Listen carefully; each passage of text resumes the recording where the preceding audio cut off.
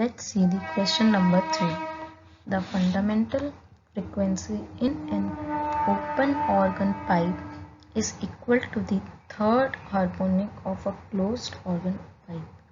If the length of the closed organ pipe is 20 centimeter, the length of the open organ pipe is, okay, in this it is given that open organ pipe is equal to the third harmonic of closed organ pipe. So we will take this first, that is for closed organ pipe, third harmonic will be 2n minus 1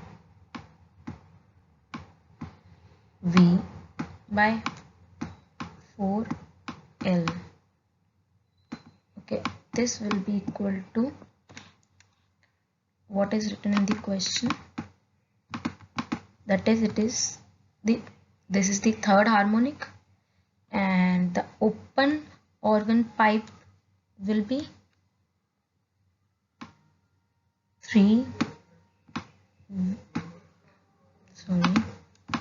This will be NV by 2L dash. In this, N will be 2, and in this N will be 1. So after solving this, we will get L dash is equals to V by, we will put the values also. We will get 2L by 3.